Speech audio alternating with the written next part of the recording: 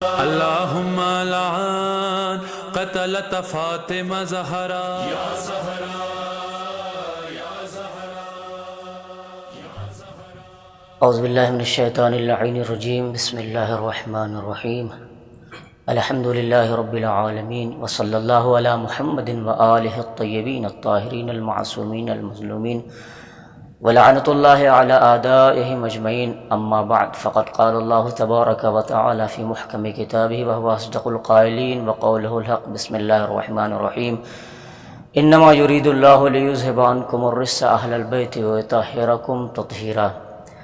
عزیزان گرامی قدر، آپ جیسا کہ جانتے ہیں کہ ڈاکٹر محمد اشرف آصف جلالی کا جو کلپ شہزادی کائنات صدیقہ طاہرہ حضرت فاطمہ الزہرا سلام اللہ علیہا کی شان میں گستاخی کا کلپ جو سوشل میڈیا پہ چل رہا ہے، آج میں بحیثیت طالب علم، نہ میں سنی ہوں، نہ شیعہ ہوں، نہ دیوبندی ہوں، نہ وہابی ہوں، نہ بریلی ہوں، نہ اہل حدیث ہوں، بلکہ ایک مسلمان کلمہ گو اور نبی کا امتی ہونے کی حیثیت سے میں اپنا یہ بیان سب سے پہلے تو اللہ کی عدالت عالیہ میں پیش کرتا ہوں اور اس کے بعد ناظرین کرام کی عدالت میں پیش کرتا ہوں. وہ خود فیصلہ کریں کہ صدیقہ طاہرہ پر جو یہ سنگین الزام یا جو شہزادی کی شان میں گستاخی کر رہا ہے، یہ ناہنجار بدبخت،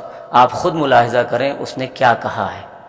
وہ یہ کہتا ہے کہ روافظ اس بات کو دلیل نہ بنائیں کہ صدیقہ طاہرہ معصومہ تھی تو ان کا حق ماننا ہی حق پہ ہونے کی دلیل ہے، بلکہ خطا کا بھی امکان ہے، بلکہ خطا پہ تھیں اور خطا ہو سکتی تھی. یہ سارے الفاظ اس نے کہے ہیں.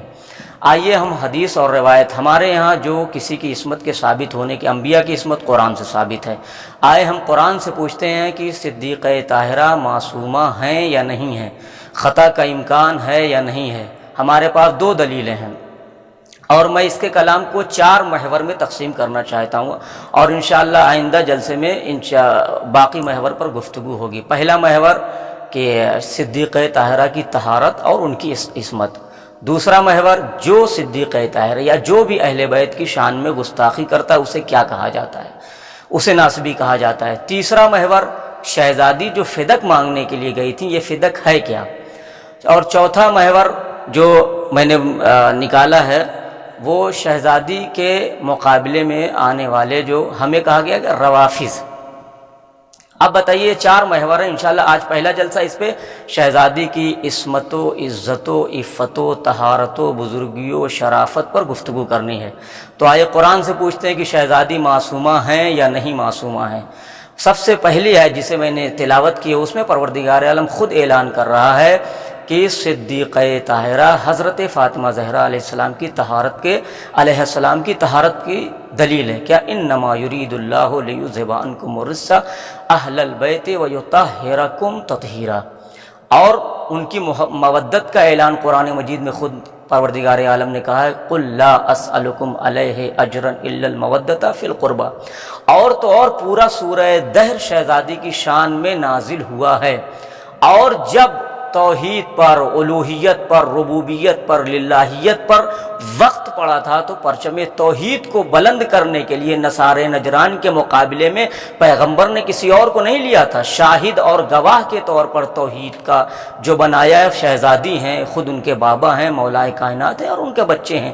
تو جو شہزادی توحید کی گواہ بن کے جائے، آج یہ ناہنجار بدبخت یہ قسمت اور مقدر کے مارے شہزادی کی عصمت پر انگلیاں اٹھا رہے ہیں اور اپنے نازیبہ کلمات اور بیانات سے شہزادی کے دامن عصمت و طہارت و عفت و عظمت کو داغدار کرنے کی کوشش کر رہے ہیں. اور ایسا ہو نہیں سکتا، اس لیے کہ جسے اللہ بلند کرنا چاہے اور جسے اللہ جس کی گواہی دے، اسے دنیا کی کوئی طاقت ذلیل اور رسوا نہیں کر سکتی ہے.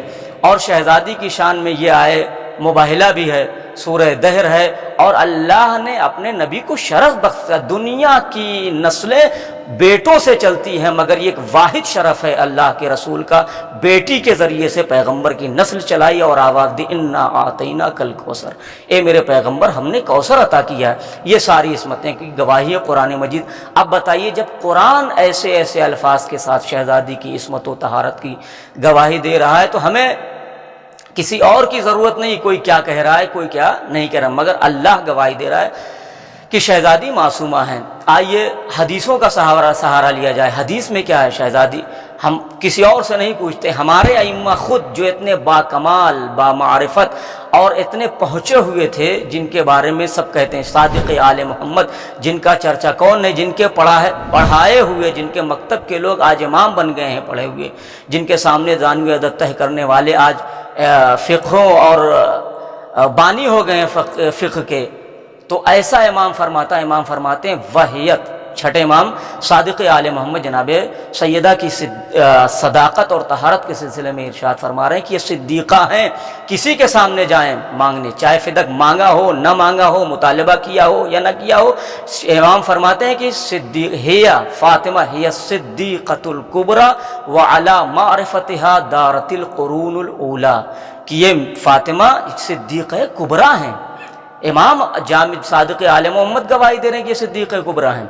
اور دوسری حدیث میں ساتویں امام موسیٰ کاظم علیہ السلام ارشاد فرماتے ہیں انہا صدیقۃ شہیدہ، یہ صدیقہ ہیں شہیدہ ہیں، وہی صدیقۃ الکبریٰ، اور یہ صدیقہ کبریٰ ہیں۔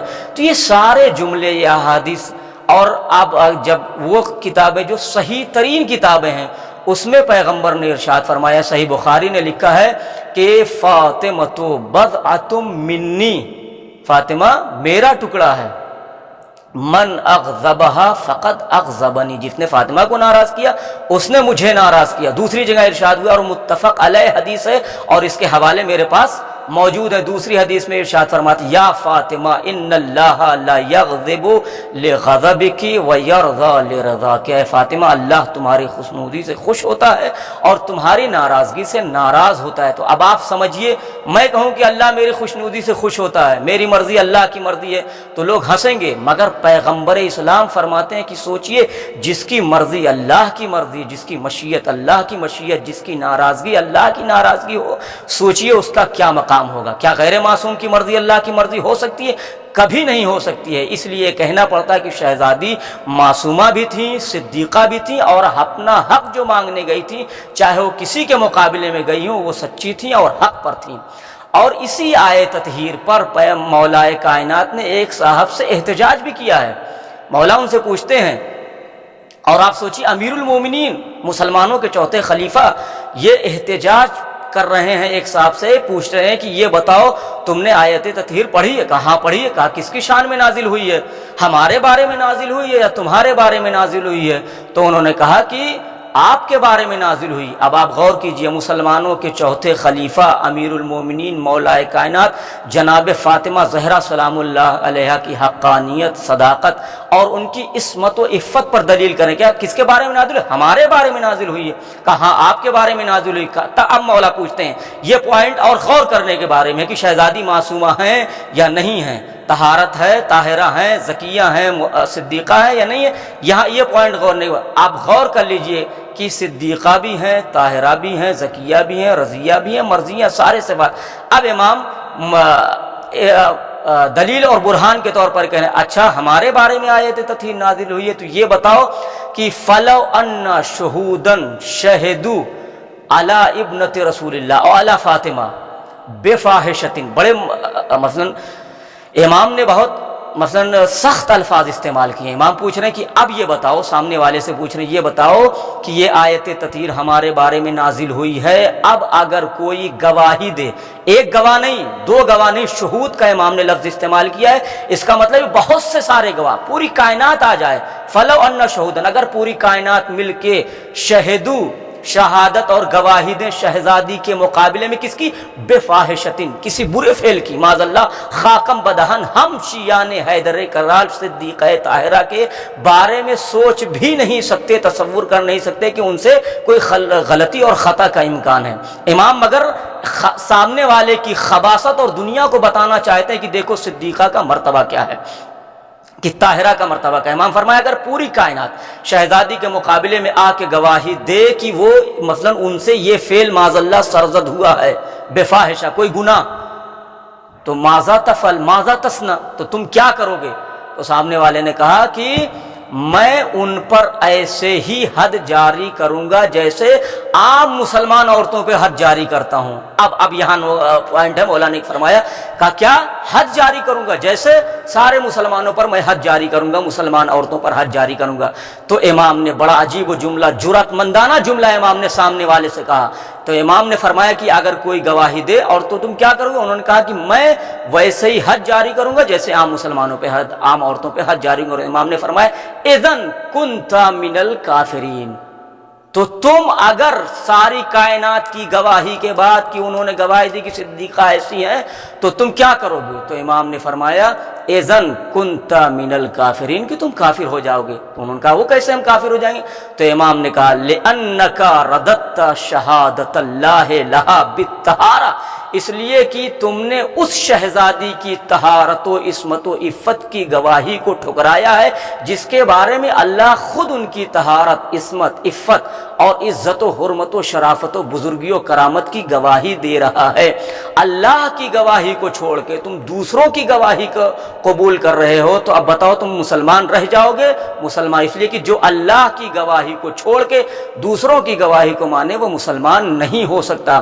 اب میں اخبث سے کہہ رہا ہوں، جب شہزادی کی گواہی کے مقابلے میں اللہ نے کہا ہے کہ یہ طاہرہ ہیں، یہ زکیہ ہیں، یہ صدیقہ ہیں، یہ معصومہ ہیں، تو اب بتاؤ اگر کوئی انسان شہزادی کے دامن پر کیچڑ اچھالے، ان کے دامن عصمت کو داغدار کرنے کی کوشش کیے، تو واقعاً وہ لعنتی بھی ہے، ناصبی بھی ہے، مردود بھی ہے، ناہنجار بھی ہے۔ اور ہم یہ مذمتی احتجاج اس لیے کر رہے ہیں تاکہ دنیا کو پتہ چل رہے شہزادی کے جب تک ہم زندہ ہیں شہزادی کی وکالت کرتے رہیں گے اور شہزادی کے دامن عصمت و عفت کو داغدار نہیں ہونے چاہیں گے۔ اور یہ میرا پیغام پہنچ جائے اس اخبث لعنتی اور ضلالی تک تو بہتر ہے، تاکہ اس سے وہ ہوش کے ناخن لے اور اپنے دامن کو اہل بیت خلاف بھڑکانے سے باز آئے۔ تو یہ اہل بیت شہزادی کی عصمت کی دلیل ہے۔ وآخر دعوانا ان الحمد للہ رب العالمین۔ شكرا يا ربي شكرا، هديت قلبي شكرا،